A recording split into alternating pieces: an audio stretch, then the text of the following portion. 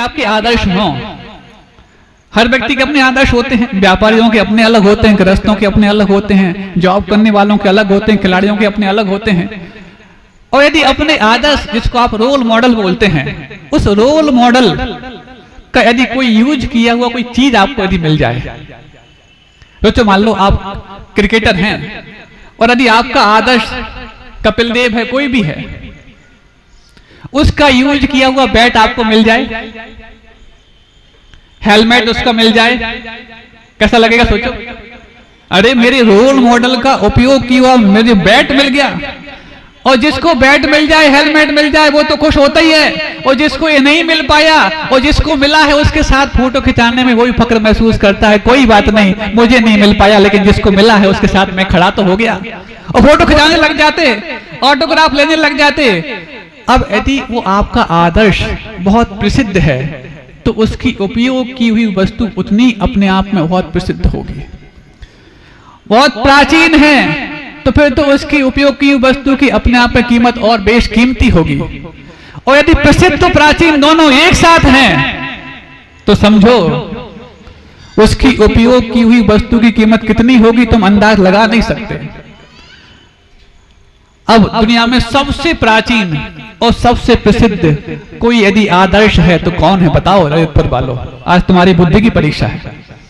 कौन है जिसकी प्राचीनता भी हो और जिसकी प्रसिद्धि भी हो? तो ऐसा आदर्श और कौन होगा? तुम किसी का नाम लोगे तो उसके बाद हम प्रश्न फिर खड़ा कर देंगे, उससे भी प्राचीन कोई और हो सकता है, उससे भी प्राचीन कोई और हो सकता है, उससे भी प्रसिद्ध कोई और हो सकता है। लेकिन नाम की बजाय किसी व्यक्तित्व को ध्यान रखोगे तो तुम सब एक मत में एक बात कह सकते हो कि तीर्थंकर, जिनकी प्राचीनता जग जाहिर है और प्रसिद्धि ऐसी है कि 3 लोक में उनकी प्रसिद्धि का डंका बजता है।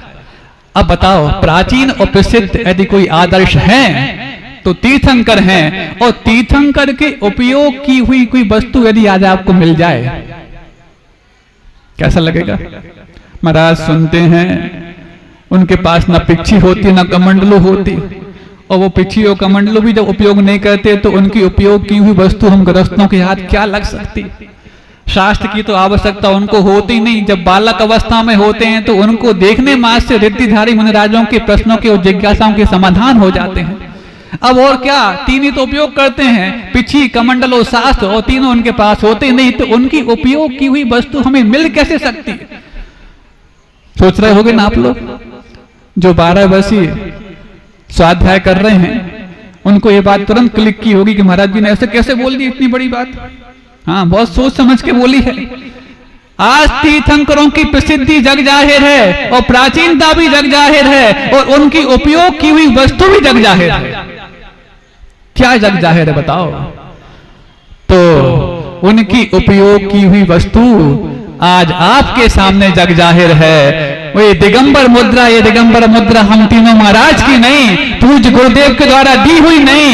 ये तो गुरुदेव तो उस दिगंबर मुद्रा जो तीर्थंकरों ने धारण की थी उसकी एजेंसी के मालिक थे और उनके एजेंट बनकर के हम दोनों तीनों को प्राप्त हो गई।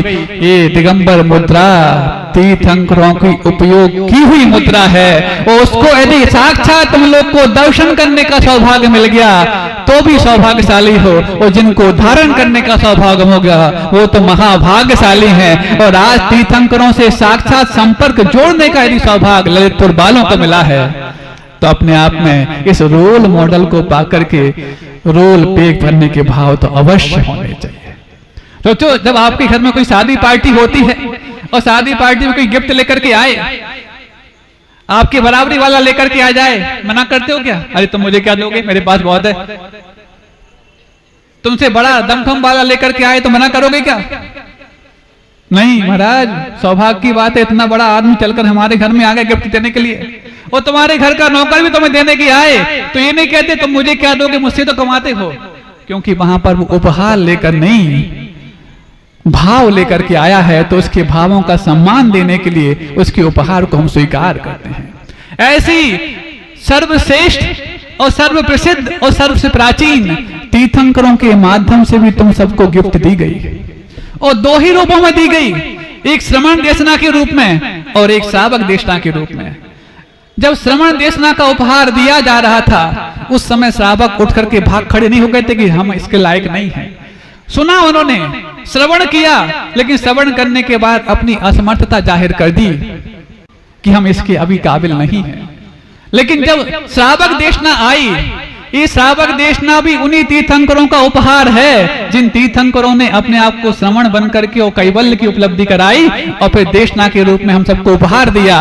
ये श्रावक देशना उनके माध्यम से खिरी है, और जब श्रावक देशना खिरी तो वो तो आप लोगों के लायक ही थी। और ये श्रावक देशना को पाकर के भी श्रावकों के अनुकूल आचार हमारे जीवन में ना आ पाए, तो फिर आज के बाद एक संकल्प करना, कभी भी हमारे घर में कोई भी फंक्शन हो, कोई भी अवसर आए, कोई भी कार्यक्रम हो और कोई भी कितनी बड़ी गिफ्ट लेकर के आए, उसको भी हम उतनी ही बेरहमी से वापस कर देंगे जितनी बेरहमी से हमें तीर्थंकरों के गिफ्ट को वापस करने का अधिकार प्राप्त हो गया। और नहीं कर पाओ तो अपने जीवन में एक चीज स्वीकार कर लेना कि तीर्थंकरों की देशना का जो नवनीत हमारे लिए श्रावक धर्म के रूप में मिला है, उसकी जितनी हमारी भूमिका हो, जितनी हमारी पात्रता हो, उस पात्रता के अनुसार तो हम अपने जीवन में वो गिफ्ट धारण करेंगे। क्योंकि हम जब नौकरों की गिफ्ट को लौटाने का दुस्साहस नहीं कर पाते, तो तीर्थंकरों की गिफ्ट को लौटाने का दुस्साहस कैसे कर सकते हैं। और यदि वो गिफ्ट लेने का तुम्हें भाव जागृत हो जाए, चाहे वो छोटे संकल्प के रूप में, चाहे किसी अनुव्रत के रूप में, अथवा किसी और बड़े व्रत के रूप में, तो ऐसे बड़े बड़े महाराज हमारे सबके बीच में मौजूद हैं जो आज उस गिफ्ट को देने के लिए भी तैयार हैं और बदले में आशीर्वाद देने के लिए भी तैयार है। और यदि ये काम कर लिया तो कोई बड़ी बात नहीं। अभी तक कई चीजों में अव्वल ललितपुर था, एक चीज और में अव्वल आ सकता है कि एक साथ यदि किसी एक समाज में सर्वाधिक अनुव्रतियों की संख्या किसी श्रावकों के बीच हुई है तो उसका नाम भी ललितपुर शहर है। ऐसा भी यदि रिकॉर्ड बन जाए, अगले बार जब कुछ मुनि यहाँ पर आए तो ये रिकॉर्ड और बनाना है, क्योंकि ऐसे विशाल जनालयों का निर्माण जिन्होंने अपने खून और पसीने की कमाई को पानी की तरह बहा करके कराया है, तो फिर तो तुम्हारे लिए न खून बहाना है न पानी बहाना है, अपने अंदर के उस बहाने को बहाना है जो आज तक हमें संसार में रोक के रखा है। यदि हो जाए तब तो जाकर के आप लोग बहुत मांग कर रहे, महाराज तमंचा मांगने लग गए तोप का अधिकारी होकर के भी। अरे तोप मांगो जब तमंचा मिलता। कि जब आचार्य ज्ञान सागर जी महाराज के पास एक वयोवृद्ध विद्वान पहुंचे और उनसे पूछा आपकी दीक्षा कब हुई है, तो आचार्य ज्ञान सागर जी महाराज इतने मूर्धन्य विद्वान और इतने बड़े साधक क्या जवाब देते हैं, अभी अभी हुई है। तो वो समझ नहीं पाए अभी अभी हुई है मतलब आपकी काया को देख करके और आपकी ज्ञान की माया को देख के लगता कि आप तो बहुत बड़े चिर तपस्वी हैं, चिर दीक्षित हैं, और आप बोल रहे अभी अभी हुई है। तो जब उन्होंने पूछा मैं समझ नहीं पाया, तो वो कहते हैं अभी अभी प्रतिक्रमण करके बाहर आया हूं और प्रतिक्रमण के बाद मैं पूरा दीक्षित हुआ हूँ, ऐसे भावों को तैयार करके लाया हूँ। तो बताओ दीक्षित अभी हुआ हूँ कि बहुत पहले से हुआ हूँ। जब इतने बड़े तपस्वी दीक्षित महाराज के भी इतने प्रकार के शब्द पूज्य गुरुदेव के माध्यम से जब हम सबके कानों में पढ़ते हैं, तब लगता है कि ये पुराने और नए ये सब तो बाहर के चोले हैं, अंदर का चोला तो हमेशा नूतन तब तक बना रहेगा जब तक तुम्हारा अभी तक का अभीष्ट सिद्धत्व तुम्हें प्राप्त नहीं होगा। और इसको पाने के लिए तालियों की आवश्यकता नहीं, तालमेल की आवश्यकता होती है। तुम्हारा लक्ष्य यदि तुम्हारे भावों के साथ तालमेल बैठाने लग जाएगा तो एक दिन तुम भी ऐसे ही सैसकू जनालयों में, जहां पर 24 तीर्थंकरों के बिंब तो हैं ही और अलावा उसके अरहंत और सिद्ध भगवान की प्रतिमाएं भी हैं, आज तुम यहाँ प्रतिमा योग धारण करोगे, अगली बार कोई तुम्हारी प्रतिमा बनाने के लिए तैयार खड़ा पाया जाएगा। वो खड़ा पाया जाए उसके पहले तुम्हें अपने व्रतों को स्वीकार करने के लिए खड़ा अवश्य होना पड़ेगा। हो इन्हीं भावनाओं को लेकर के, जैसे कि यहाँ के 7 रत्न अपने आप को सिद्धत्व को पाने के ललचाए, श्रेयांश सागर जी महाराज, पूज्य सागर जी महाराज, विमल अनंत धर्म सागर जी महाराज, और हम सबके मुनि मन सम उज्ज्वल नीर प्रासुक गंध भरा, ऐसे जल की उपमा मुनियों के मन के समान दी जाती है। ऐसे निर्मल जल के समान निर्मल मन वाले समाधिस्थ मुनि श्री शांति सागर जी महाराज और मुनि श्री भाव सागर जी महाराज, कितना दिया है ललितपुर वालों ने गुरुदेव के लिए।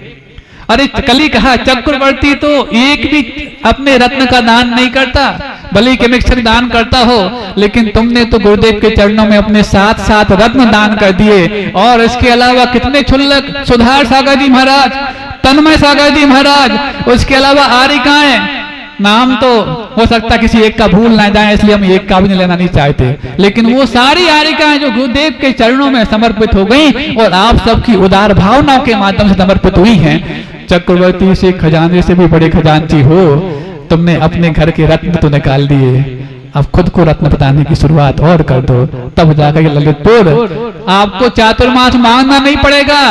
हर साधु और तपस्वी चातुर्मास करने के लिए होड़ लगाएगा कि ऐसे तपस्वी और रत्न जब ललितपुर से निकलते हर साल हैं, तो ऐसी गोताखोरी करने के लिए हम हर साल जाएंगे ललितपुर में चातुर्मास करने के लिए।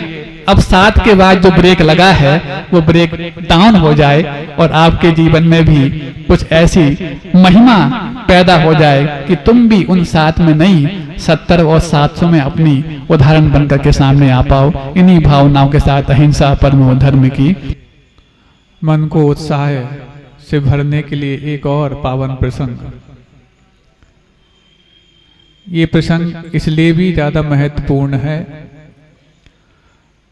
क्योंकि गुरुजी कभी भी अपने सामने किसी दीक्षा दिवस को मनाने की परमिशन उनके सानिध्य में देते हों, बहुत कम अवसर ऐसे आ पाए, वो भी मुश्किल से। हाँ, उनके संघ के शिष्यों ने अथवा अन्य लोगों ने, भक्तों ने उनके दीक्षा दिवस जोश और खरोश के साथ मनाए, ये तो कई बार देखे होंगे। लेकिन शायद गुरुजी अपने दीक्षा दिवस को उनके शिष्य मना रहे हैं ऐसा कई बार सुनते होंगे, लेकिन जब साक्षात गुरुदेव देखेंगे कि ये मेरा दीक्षा दिवस नहीं, ये दीक्षा और वैराग्य दिवस को कैसे मनाना जानते हैं। क्योंकि जब वैराग्य स्थली यदि मैंने बुंदेलखंड को यदि चुन लिया तो बुंदेलखंड के लोगों में वैराग्य के प्रति कितना बहुमान है, दीक्षा के प्रति कितना बहुमान है, तपस्या के प्रति कितना बहुमान है, ये जानने के लिए शायद गुरुदेव भी अपने अवधि ज्ञान के माध्यम से इसको अवश्य देखेंगे। और आप लोगों को ये दिखाना है कि हम सिर्फ दिखावटी काम नहीं करते, बल्कि जो भी काम करते हैं वो पुख्ता करते हैं। जैसे अभिनंदन नाथ भगवान का जनालय पुख्ता हमने बनाया है।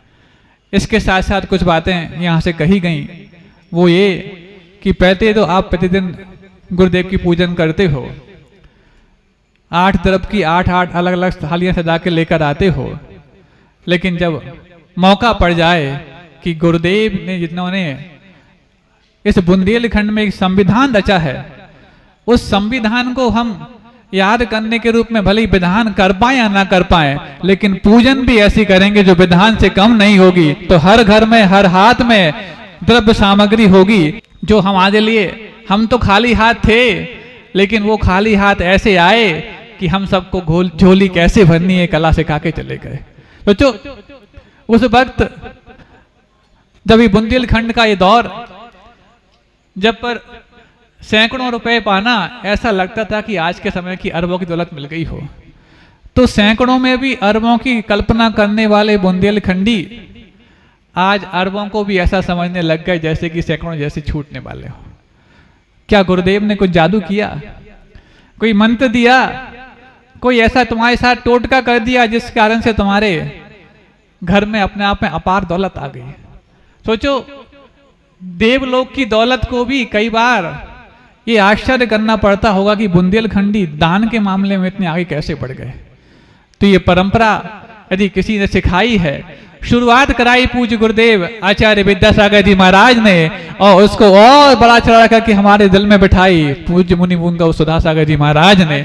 ऐसी यदि परंपराओं को हमने अपने जीवन में जिया है, अरे धन के माध्यम से तो त्याग करने की परंपरा हमने सीख ली है, लेकिन बुराई का त्याग करने की भी अवसर हमारे सामने फिर से आए है। बपुर ग्रहम धनम दारा पुत्रा मित्राणी शत्रुवः सर्वथान्य स्वभावानी मूढ़ा स्वानी प्रपद्यते। अब ये 6-7 चीजें हर व्यक्ति इनको पर मानता। बपू शरीर, ग्रहम यानी घर, धन, दारा यानी पत्नी, पुत्र, मित्र और शत्रु, इन सबको पर मानते कहते रूप में। कहने के रूप में तो पर कहते, लेकिन मानने के रूप में ऐसा कहते, मेरा घर, मेरा मित्र, मेरा परिवार, मेरा धन, और तो और इन सबको मेरा कहे तो कोई बात नहीं, तुम तो शत्रु को भी मेरा कह देते, मेरा शत्रु।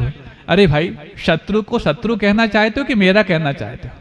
या तो मेरा कह दो, मेरा कहो तो शत्रुता समाप्त, और शत्रुता कह रहे हो तो फिर मेरापन समाप्त। लेकिन इस संसारी प्राणी की कैसी व्यथा है कि वो शत्रु को भी मेरा कह के पुकारता है, ये मेरा शत्रु है। क्यों? क्योंकि सबका शत्रु होता तो आज तक वो बच पाता नहीं, सब उसको ठीक ठाक कर देते। लेकिन तुम्हारा शत्रु है, इस कारण से तुम उस शत्रु को मेरा कहते हो। तुम्हारे पास कुवत नहीं है कि शत्रुता को मिटा सको, लेकिन कुमत इतनी अवश्य है कि तुम शत्रुता को मिटा सको।